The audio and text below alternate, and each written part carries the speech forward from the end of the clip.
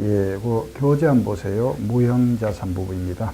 269쪽. 예, 교재는 269쪽입니다. 예. 무형자산의 정의 그랬죠. 그 먼저 까만 데 보세요. 1번 식별 가능해야 된다. 구분할 수 있어야 된다. 이런 뜻입니다. 예, 분리 가능하다. 기업이 통제할 수 있다. 그죠? 기업이 관리 통제가 가능하다. 저 하늘의 별이 내 거다. 하면 안 되죠. 그죠? 관리가 불가능하잖아. 그죠? 미래 효익이 있어야 된다. 이 효익은 물론 측정 가능해야 되겠죠. 그 식별 가능성. 두 번째는 기업의 통제 가능성. 세 번째는 미래 경제적 효익이 있어야 된다. 이 세 가지입니다. 효익은 측정 가능하다. 그죠? 그 이제 아래 설명이 나오죠. 식별 가능성, 통제 가능성, 효율이라는 설명 그 부분 여러분들 읽어보시면 되겠고, 무형자산의 종류 있습니다. 쭉 열거되어 있죠. 그죠? 여러 가지 나와 있죠. 영업권, 권리금을 말합니다. 이 권리금이 발생될 수 있는 요인은 여러 가지 다양합니다. 그죠?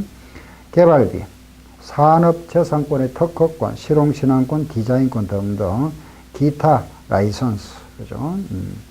이런 거 이제 방송사업권 이런 겁니다. 프랜차이즈, 대리점, 저작권, 컴퓨터 소프트웨어, 이런 거는 프로그램, 예, 임차 권리금, 어업권, 이런 게 자산이죠.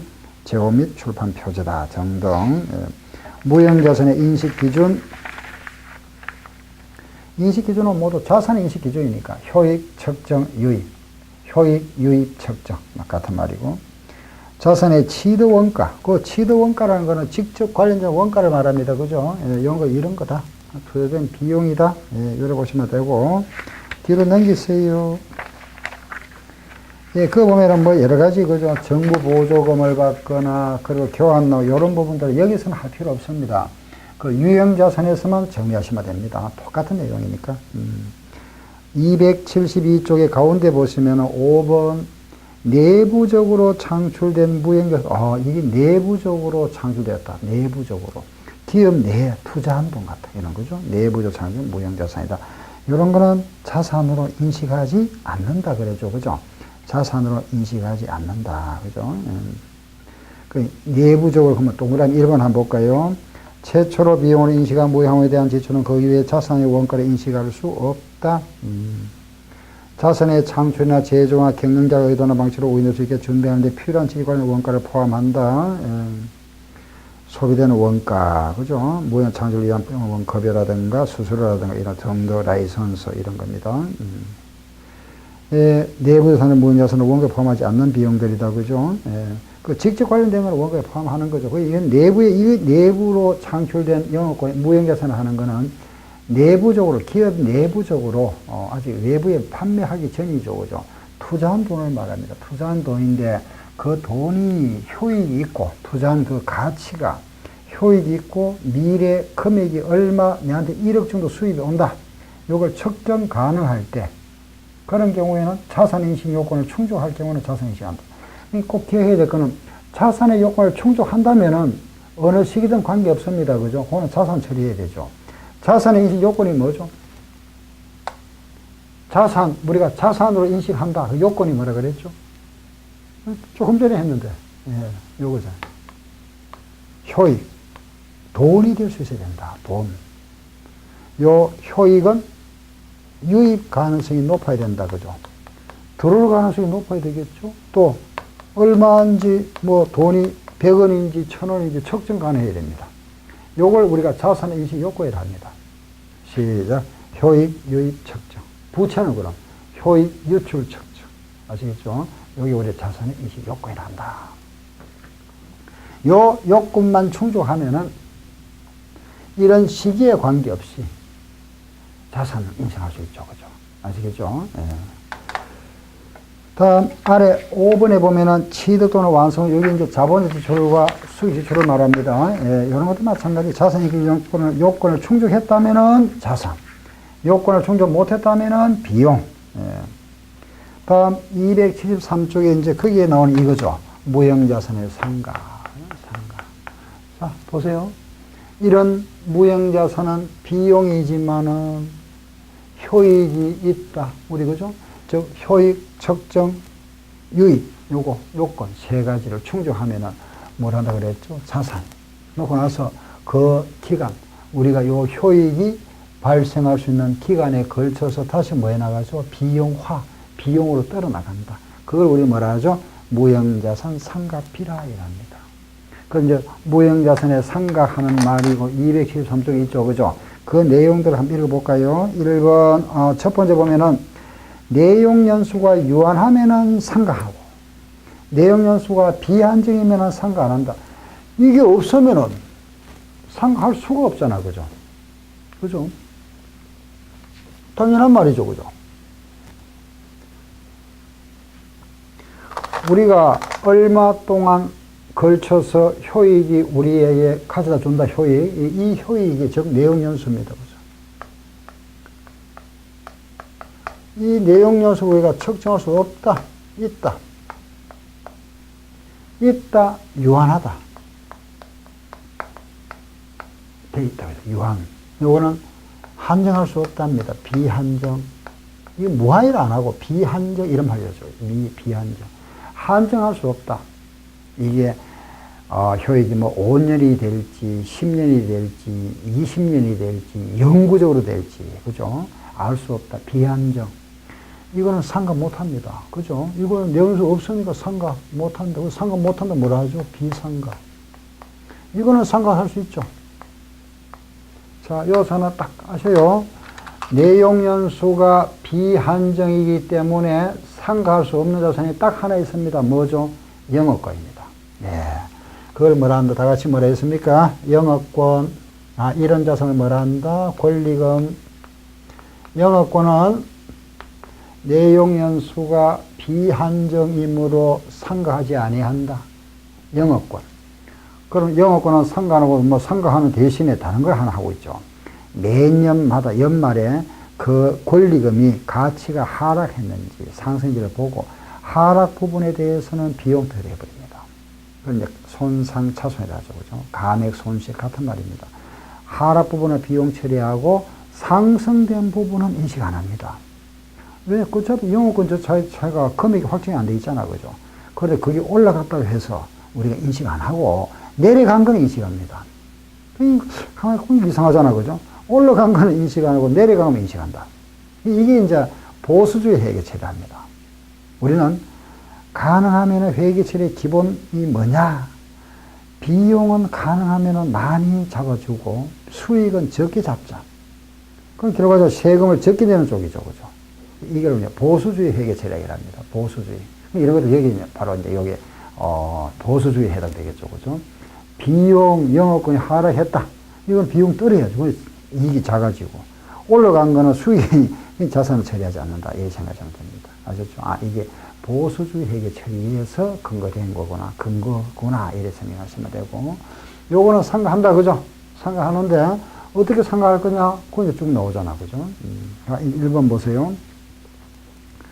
무형자산의 상각 방법은 직접법 간접이 모든 게 된다. 그죠? 예.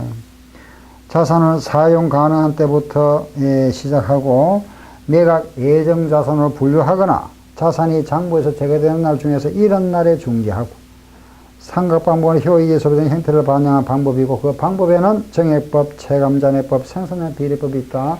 체감잔해법 속에는 세 가지 있죠. 이정연, 이중체감법, 정률법, 연수학계법.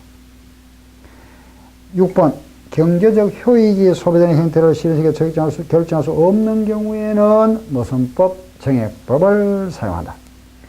여기 시험에 두 번 나왔죠. 정률법 틀렸잖아. 그죠? 정액법. 예. 무형자산의 잔존가치는 다음 중 하나에 해당하는 경우를 제외하고는 0으로 본다. 그랬습니다. 그리고 우리가 유형자산은 보통 내용연수가 10%죠. 그죠? 유형 건물 같은 거. 10%를 보지만은 무형자산은 특허권은 그 특허기한이 딱 지나고 나면은 더 이상 사용 못 하죠. 그죠? 그 내용연수가 있는 거는 내용연수가 딱 지나버리면 더 이상 효용 가치가 없어져 버립니다. 그래서 잔존가치가 없어진다. 제로를 원칙으로 하되 그 마지막에 보면 말이 하나 있죠. 그죠? 니은, 기업. 내용연수 종료 시점에 제3자가 자산을 구입으로 한 약정이 되어 있다. 내용연수가 종료되면 가치가 없어진다고 그러는데 왜 제3자가 구입하느냐. 이때 내용연수는 우리 기업에서 정한 겁니다. 즉 뭐냐 하면은 특허권은 내용에서 만약 10년이다. 그죠? 10년인데 우리는 대기업입니다. 우리 회사에서 요 특허는 우리 회사에서 생각할 때는 한 7년쯤 사용 안 하겠나. 7년 지나면은 아마 효용 가치가 없을 거다. 더 이상 우리가 만들어내도 그 원가가 보장 안 된다. 이런 경우 있죠. 그죠? 그런 경우에 요게 이제 다음 3년 남았잖아요. 요는 중소기업에서는 사용할 수 있죠. 그죠? 우리 기업에서는 조금 남는 그거 투자 가치 별로 없다. 우리 사용 안 하지만 중소기업에서는 조그만 수요도 얻어야 되니까. 그죠? 그 중소기업에서 요걸 당신 7년 쓰고 나서 내한테 요걸 넘겨주세요. 자동차도 마찬가지죠. 그죠? 자동차도 예를 들어서 우리가 뭐 내용요소 어떤 분은 뭐 20년 동안 쓰는 분도 있지만은 통상 뭐 애들 10년이라 생각합시다. 했을 때 어떤 분을 보면 한 5년 타고 팔죠. 그죠? 파는 경우 있습니다. 그 기업에서 개인에 따라 다 취향에 따라 다르겠죠. 그죠? 한 5년 쓰고 나면은 나는 항상 5년 쓰고 나면 넘긴다. 그럼 이제 어떤 사람이 보고, 이 5년 쓰고 나면 내한테 또, 그게 바로 그때 거기 잔존가치. 아파트도 마찬가지 아닙니까? 어떤 분은 보통 이제 아파트에 들어갔다 항상 한 3년 내지 5년 사고 또 이사 갑니다. 새 아파트로 이런 식으로. 그래 가는 분이 있죠. 그죠? 아무튼 이런 경우에 우리가 남은 요런 잔존가치 요게 만약 요 시점에 우리는 요 시점에 남은 넘겨줍니다. 그죠? 여기에 얼마 계약이 되어 있습니다. 그럼 그게 뭐죠? 잔존가치 될 수 있다. 그죠? 다음에 나머지는 그 외에는 제로다. 8번 내용 연수는 경제 요인에 의해 결정된 기간과 법적 요인에 의한 기간 중에서 짧은 기간이다. 그죠? 이겁니다. 보세요. 우리 회사가 요게 법으로 정해놓은 거는 10년이지만 우리 회사가 해상하는 거는 8년이라면 이건 우리 경제적 내용 연수다. 둘 중에 무슨 쪽? 짧은 쪽. 아시죠? 짧은 기간으로 한다. 무형자산의 잔존가치와 그 방법에 대해서는 매 해연도 말에 있어서 검토해서 자식으로 변경할 수 있다. 이걸 추정의 변경이라 합니다. 그 추정의 변경은 뒤에 나중에 가면 회계 변경과 오류 추정에 가면 다시 나옵니다. 10번 무형자산의 상각비는 비용 처리한다. 그걸 뭐라 했죠? 당기손익 처리한다. 같은 말입니다. 당기손익 비용 처리한다. 이상 이렇게 해서 상각에 대한 관련된 문항을 받고 내용 연수가 비한정인 무형자산 한정할 수 없는 딱 하나 뭐라 했죠? 영업권. 영업권은 상각 안 한다. 뭘 한다? 손상만 계산한다. 그죠? 손상. 무형자산 274쪽에 무형자산을 평가하는 것도 마찬가지입니다. 이것도 재평가하는 경우도 있고 안 하는 경우도 있다. 그죠? 하면은 재평가 모양, 안 하면은 원가 모양. 아시죠? 그래서 이걸 선택할 수 있다고. 그러면 유형자산이나 무형자산은 내가, 그죠? 재평가를 하겠다, 안 하겠다. 나는 그냥 기업을 말합니다. 그죠? 기업에서 자체적으로 정할 수 있다, 선택할 수 있다. 하든 안 하든 선택할 수 있다. 알겠죠? 요걸 뭐라 했습니까? 원가 모형, 안 하면은 원가 모형, 하면은 무슨 모형? 재평가 모형이랍니다. 네. 그 다음 8번에 제거, 제거는 이제 처분할 때, 그죠? 더 이상 효용 가치가 없을 때 제거한다. 아래 개발비 나옵니다. 그죠? 내부적으로 창조된 무형자산 나오고, 그 다음에 연구 단계 나와 있죠. 그죠? 뒤로 한번 넘겨볼까요? 개발 단계. 거기에서 잠깐 하나 볼 거는, 제가 아까 말씀드렸습니다. 그죠? 회사를 설립하고, 개업하고, 연구하고, 제품을 개발한다 그랬죠. 요 단계를 우리는 연구 단계다. 요 단계를 개발 단계라 그러죠. 그죠? 개발 단계인데, 이게 좀 애매하죠? 사실은 구분하기가. 우리 연구해보다가 어느 시점에서 개발 단계다. 이렇게 딱 끊기가 살짝 애매합니다. 그래서 법으로 이걸 어느 정도 요 선에서 끊어줘라. 왜? 여기 들어가면 무조건 비용이잖아. 여기 있는 거는 자산도 될 수 있고, 비용도 될 수 있잖아. 그죠? 그래서 어느 정도 요 경계선을 만들어 놓은 게 요겁니다. 연구 단계로 보는 경우, 개발 단계로 보는 경우, 이렇게 해서 나눠놨죠. 그죠? 이 자체가 중요한 건 아닙니다만은, 이렇게 해서 왜 필요한지 아시겠죠?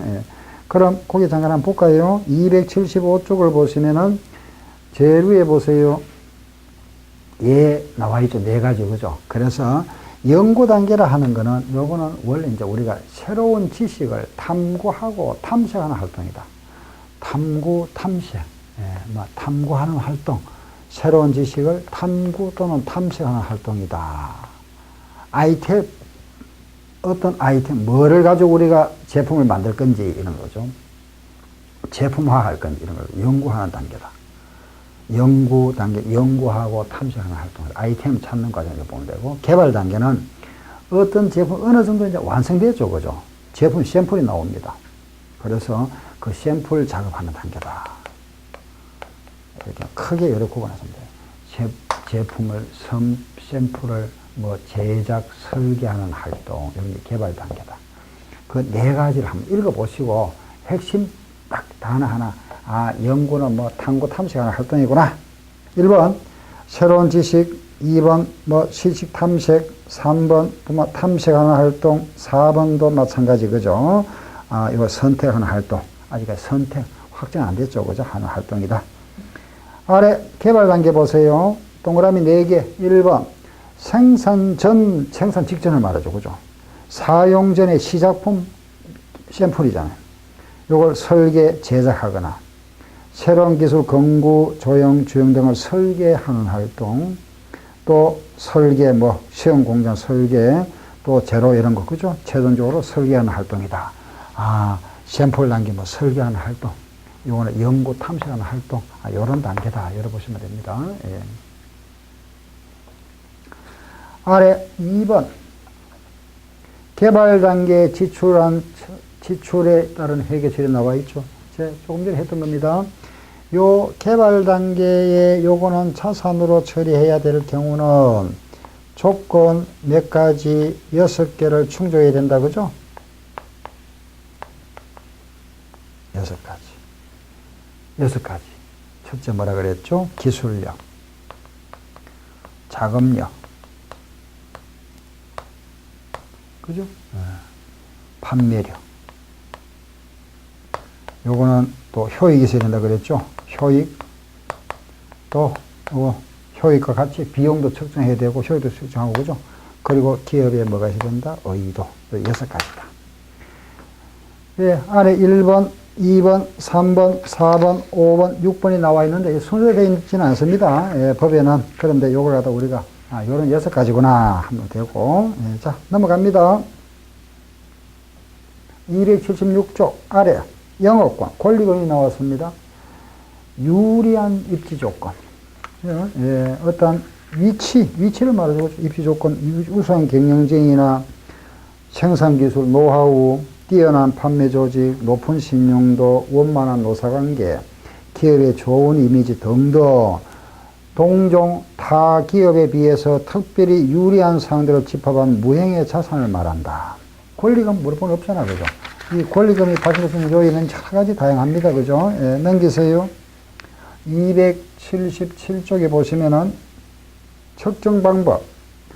크게 2가지 있죠. 종합평가법과 초과 수의법이 있는데, 이 종합평가법이 이제 실무에서는 이거 하나죠. 종합평가법. 아까 제가, 순자산, 즉, 자본을 초과하여 지급한 영업권, 적게 지급하면은 그걸 뭐라 했죠?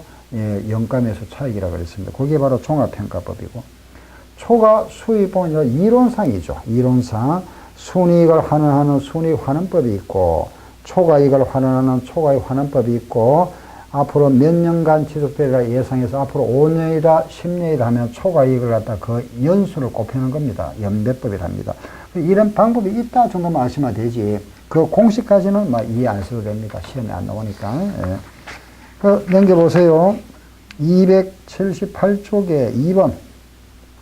자, 예전에 이거 2번 하나 보세요. 자산은 320만 원이고 부채가 100만 원입니다. 자본잉여금, 자본이 나오면 이익을 말합니다. 잉여금, 자본. 그럼 자산, 부채, 자본 나와 있습니다. 그죠? 그런데 우리는 항상 기억하실 거는 이걸 모두 인수한다는 것은 자산도 인수하고 부채도 인수한다는 조건입니다.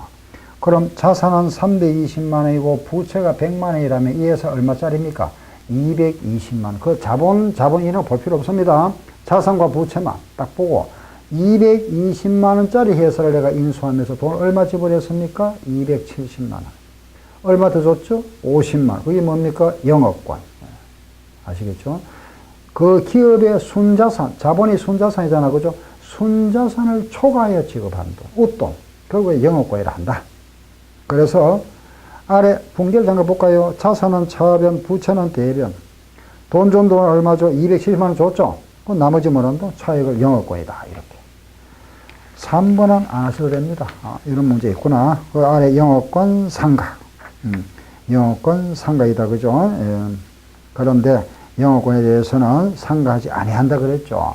영업권에 대해서는 상가하지 아니하고 그 손상 검사를 실시해서 금액이 하락하면은 손상 차손이라는 비용 처리합니다. 그죠?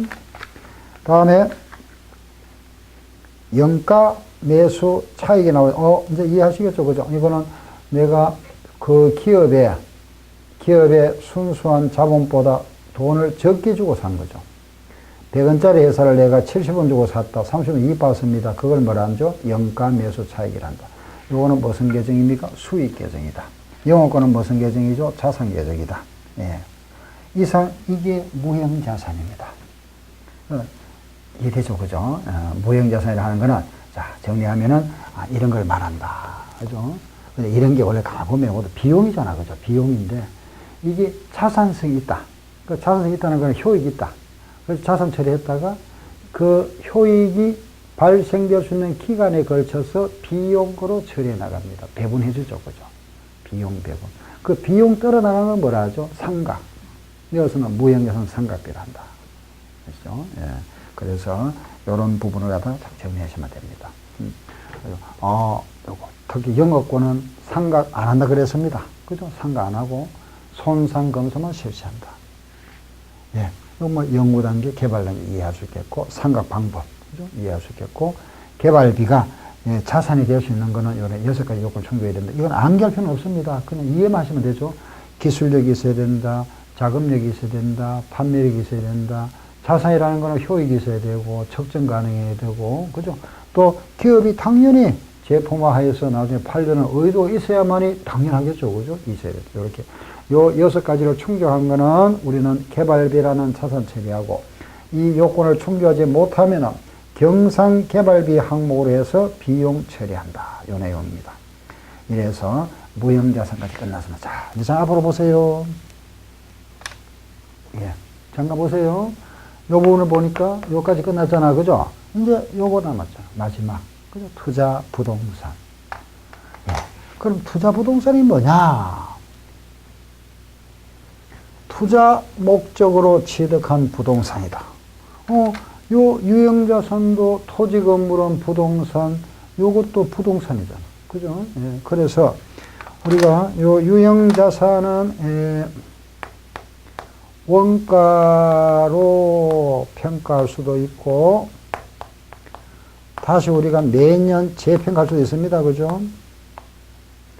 무형자산도 원가로 그대로 원가 모형 평가 안 할 수도 있고, 다시 재평가할 수도 있다. 그죠?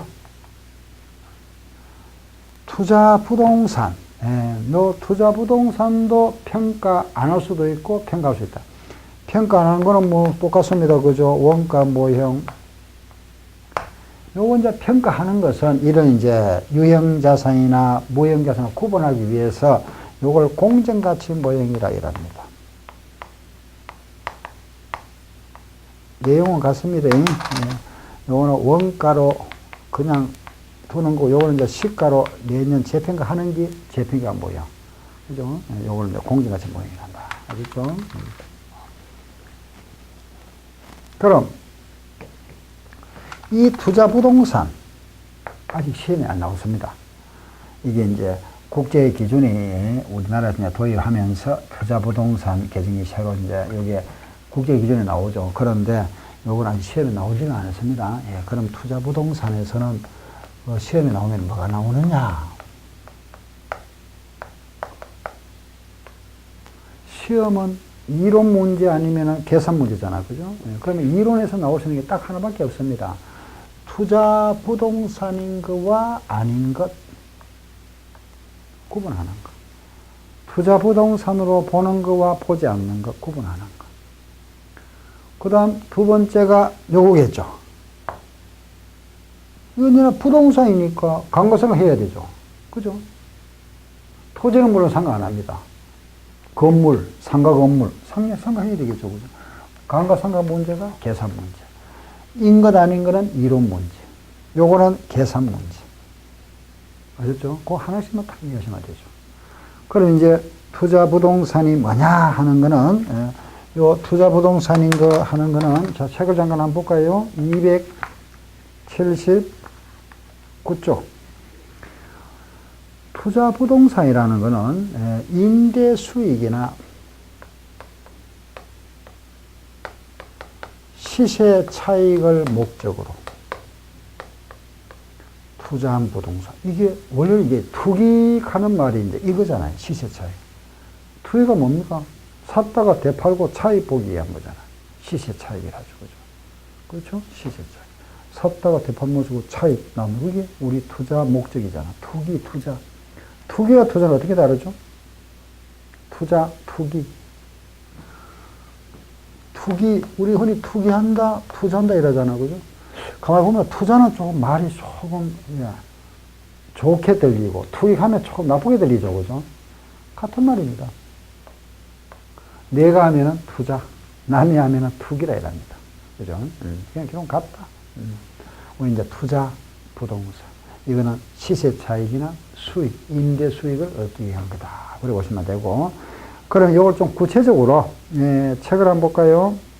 아래, 투자 부동산에 예가 나와 있죠? 아, 요 투자 부동산인 거 5가지. 아닌 예 나와 있죠? 4가지 나와 있습니까? 예, 4가지. 요거는 조금 읽어보셔야 되겠죠? 그죠? 부동산인 거와 아닌 거요 해서 구분. 1번. 장기 시세 차익 목적으로 소유하고 있거나 장래 사용 목적을 결정하지 못한 채 보유하고 있는 거. 시세 차익을 목적으로 소유하고 있거나 장래, 그죠? 사용 목적을 결정하지 못한 채 어디에 쓸지 모르는 거, 그죠? 이런 건 비업무용 토지를 합니다. 비사업용 토지 같은 거, 나대지 같은 거. 이런 거는 투자 목적으로 취득한 것으로 간주해버립니다. 3번, 직접 소유하고 운용 리스로 제공하고 있는 건물이다. 그죠? 예, 운용 리스로 제공하기 위한 건물. 이거는 거기에 보면 말이 좀 색다른 말이 하나 나왔습니다. 그죠? 자, 보세요. 그거 보니까 운용 리스라 하는 거 보이죠? 그죠? 운용 리스, 금융 리스라 하는 말이 있습니다. 운용 리스와 리스, 금융 리스. 리스 하는 말 들어보셨죠? 그죠? 리스. 빌려주는 겁니다. 리스. 근데 우리가 이제 이 리스 하는 게 과거에 이제 자동차 같은 걸 살 때 우리 흔히 자동차는 매매로 사죠. 돈 주고 뭐 현찰 주고 살 수도 있고 할부로 많이 샀죠. 요게 이제 할부가 있고 뭐가 있죠? 리스가 있습니다. 할부와 리스. 이건 이제 뭐 리스 자체가 우리나라에 도입된 지는 조금 한 7, 8년, 한 6, 7년 되는 것 같습니다. 그런데 그 당시에는 이제 법인만 허용해줬고, 이제 개인 간 리스가 여기 이제 통합된 지 한 3, 4년 됐죠. 그래서 우리 개인들도 이제 많이 하는 게 바로 이거잖아. 그죠?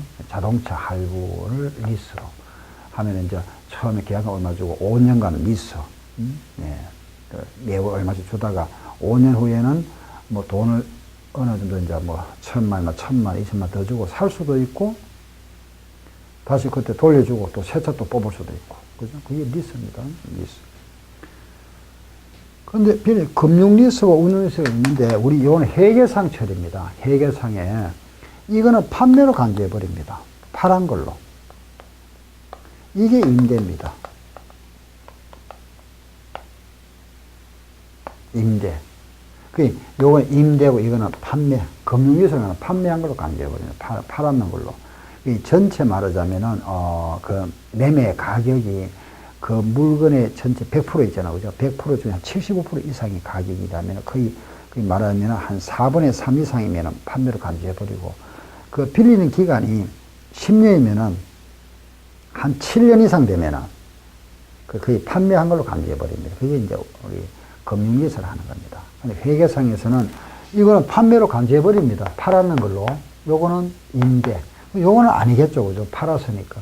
요것만 임대니까 여기 있잖아요. 임대 수익. 그죠? 그래서 요게 투자 부동산이다. 이게죠. 그죠? 예. 그래서 거기 보면은 내가 운용리수 제공하겠습니다. 그죠? 남한테 금리수를 통해 가지고 있다고 내가 줬는 되고, 마찬가지로 운용리수입니다. 운용리수로 제공하기 위하여 미사용하고 있는 건물, 이것도 내가 보관하고 있는 거니까, 미래 투자 부동산을 사용하기 위하여 건설 또는 개발 중인 것도 투자 부동산. 이번에는 투자 부동산이 아닌에 나오죠. 그죠? 네 가지. 1번, 정상적인 영업 과정에서 판매하기 위한 부동산이나 이를 위하여 건설 개발 중인 것. 판매하기 위한 거는 유형자산, 상품. 판매용이니까, 그죠? 두 번째, 제3자를 위하여 건설 또는 개발 중인 부동산입니다. 이건 내가 이제 말하자면은 어떤 이제 입찰을 해서 도급 계약 같은 거죠, 그죠? 만약에 서울시로부터 건물 하나 지어달라는 어떤, 말하면은 계약을 맺어가지고 그게 건설해 주는 거. 댐을 건설하는 거는, 그거는 내 물건 아니고 수수료를 받잖아, 그죠? 그래서 이런 게 이제 투자 부동산 아니네. 수수료를 받으니까. 미래 자기 사용하기 위한 부동산입니다. 예, 자가 사용, 유형자산. 미래 개발 후에, 이것도 마찬가지죠. 종업원이 사용하는 부동산, 마찬가지. 요거는, 예, 자가 사용할 부동산에 대해서는 요거는 투자 부동산이 아니고, 처분해줘도 마찬가지. 금융리수는 판매한 거죠. 팔았는 거니까 아니다. 예, 이상 요래하고. 나머지는 뭐 필요 없습니다. 그 다음에, 아래 208조 아래 한번 보세요. 평가 방법 나와 있죠. 원가 모형과 뒤로 가면 뭐가 보입니까? 공정가치 모형이 있다. 그죠? 아, 원가 모형과 공정가치 모형이다. 공정가치 모형이라는 거는 뭐라 했죠? 예, 시가로 재평가하는 걸 말합니다. 예, 시가 재평가하는 거. 넘기세요. 282쪽에 투자부동산의 제거와 손상, 요거는 이제 더 이상 처분하거나 효용 가치가 없으면 장부에서 빼버립니다. 그걸 갖다가 제거, 가치 변동분에 대해서 하락했을 때 손상 정리하는 거고, 이런 부분들은 유형에서 했죠. 그죠? 자, 이거 한번 볼까요? 이번에는 제가 이 투자 부동산에 대해서는 실제 우리가 이제 요 투자 부동산 공정가치 모형 나왔잖아. 그죠? 이 공정가치 모형에 대해서는 사실 문제를 하나 가지고 하나 풀어보는 게 여러분들이 이해하기가 빠릅니다. 쉽고, 그래서 제가 바로 문제 가지고 한번 해볼 테니까 보세요. 292쪽 한번 봅니다. 292페이지. 지금 요걸 이제 구분되겠죠. 요는 한두 번 읽어보시면 됩니다. 292쪽 한번 보세요. 공정가치 모형입니다. 자, 요것도 하나. 자, 보세요. 원가 모형도 감가상각하고, 이것도 감가상각하고, 이것도 감가상각, 이것도 감가상각, 이것도 감가상각입니다. 그런데 요거는 감가상각 안 합니다. 아셨죠? 아, 요거는 감가상각 안 한다. 요걸 딱 하나 기억하세요. 왜 안 하느냐?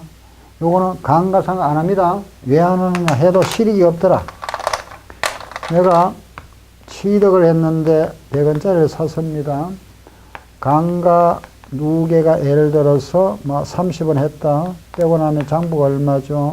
70원이다. 그죠? 대략 맞죠? 그죠? 70원짜리인데 이걸 내가 팔았다 처분 얼마에 팔았느냐? 110원에 팔았다. 그러면은 여기에 우리가 70원짜리를 110원에 팔았으면은 이익이 40원 생겼죠. 그죠? 그렇잖아요. 그런데 감가상각이 30원 됐으니까 비용이 30원 생겼죠. 그럼 요 비용이 30원이고 이익이 10원. 결과적으로 이익은 얼마죠? 10원이잖아. 그죠? 그런데 이걸 상을 안 하면은 바로 이러잖아요.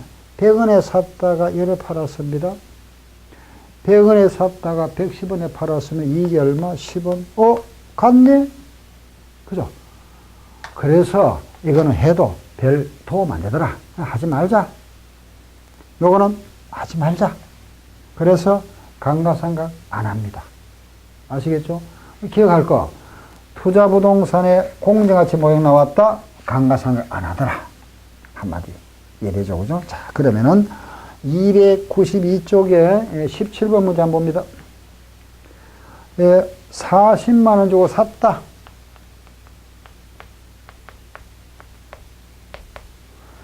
40만 원에 샀다가 이 투자부동산 잔존가치는 50만 원, 내용연수가 10년입니다. 그죠? X 2년 12월 말에 X 2년 말에 요 공정가치, 그죠? 2년 말에 공정가치가 50만 원 됐다. 이때 투자부동산을 48만에 팔았다. 요 시가 요래 됐습니다. 그죠? 요걸 팔았다. 언제 팔았죠? 그 다음 초에 팔았습니다. 팔았다. 얼마에? 48만에 팔았다. 그렇죠. 네. 40만 원에 샀다가 시가가 50만 원 됐습니다. 이걸 48만에 팔았다. 그럼 묻는 말이 뭐죠? 예. 증여법으로 감가상각 한다면, 3년도에 손익 얼마고, 그럼 처분 손익을 3년도 물었으니까 팔았으면 처분 손익 얼마고 이 말이죠. 그죠? 무슨 모형이죠? 원가 모형입니다. 원가 모형. 자, 보세요. 그러면은 40만원짜리가, 그죠? 50만원 됐습니다. 됐죠? 요걸 요래 팔았잖아. 그죠? 그런데 요게 지금 50만원 됐습니다. 그죠? 그런데 지금 이거는 무슨 모형이라 그랬습니까? 원가 모형으로 하세요. 이거는 할 필요가 없지. 재평가 안 하니까. 원가 모형 그래 둬야지. 요걸 요래 팔았다 이 말이잖아. 원가 모형이니까. 공정가치는 볼 필요 없다 그죠? 시가는 그죠? 요걸 요래 팔았는데 몇 년이 지났죠? 2년이 지났죠. 그러면 2년 동안 뭐 해야 되겠다? 감가상각. 이렇게. 야, 2년치. 2년치 감가상각 합니다. 보세요. 1년에 얼마죠?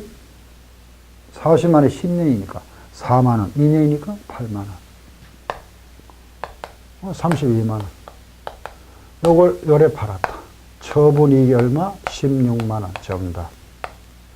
답이잖아. 그죠? 처분이익이 16만원이다. 요게 원가 모형입니다. 이익이 16만원. 예. 잘못됐네. 왜 잘못됐죠? 응? 뭐가 잘못됐죠? 잘못됐잖아요. 그죠? 응? 왜 잘못됐죠? 예. 자, 다시 한번 보세요. 예. 예, 이 문제는 투자부동산을 팔았다. 그죠? 48만에 팔았네. 예. 자, 요거. 자, 다시 한번 보세요. 40만원 주고 샀습니다. 그죠? 1년에 감가상각이 얼마죠? 4만원. 몇 년이 지났습니까? 3년 지났네. 그죠? 이게 1년도가 아니고 0년도. 이게 잘못됐네. 그죠? 0년도. 연도가 0, 1, 2, 3년 지났잖아. 그럼 1년에 4만원. 3년이니까 얼마죠? 12만원. 28만원이죠. 요걸 요래 팔았으니까 이익 얼마? 그렇죠. 20만원. 여기 0년도였습니다. 그죠? 3년 지났다. 이래죠. 이익은 20만원이다. 이렇게 됩니다. 아시겠죠? 예. 자, 요거 끝났습니다. 원가 모형. 자, 이번에 한번 보세요. 만약 이 문제가 공정가치 모형이랍니다. 공정가치 모형. 공정가치 모형은 감가상각 안 한다 그랬죠?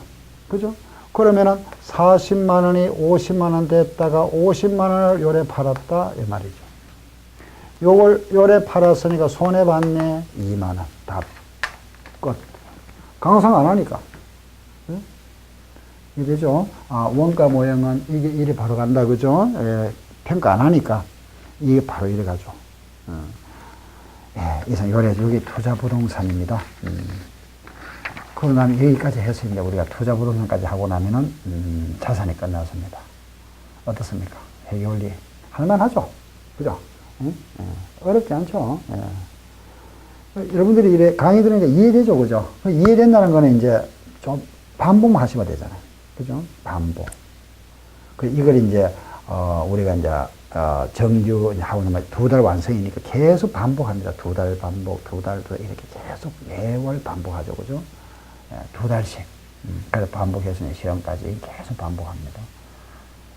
그럼 이걸 갖다 이제, 요 자산 부분, 안에 우리가 했던 거죠? 자산 부분, 요걸 쭉 정리를 하시고, 요걸 이제 쭉, 여러분들은 이제 계속 요걸 한번 보고 또 반복해서 이해하시고, 그러다가 또 문제풀이 하면서 또 좀 다시 또 이론 또 정리하시고, 이렇게. 자꾸 반복이네. 결국 이제 공부 자체가 반복이잖아. 그죠? 내가 일단 이해를 하고 나서는 이제 그걸 자꾸 숙달시키게 되는 게 반복 과정입니다. 안 하면 잊어버리겠죠? 그죠? 그래서 이제 이런 식으로 우리가 진행이 됩니다. 이제 다음 시간부터는 자산이 끝나고 이제 부채 시작할 겁니다. 부채 부분, 자산 끝났습니다.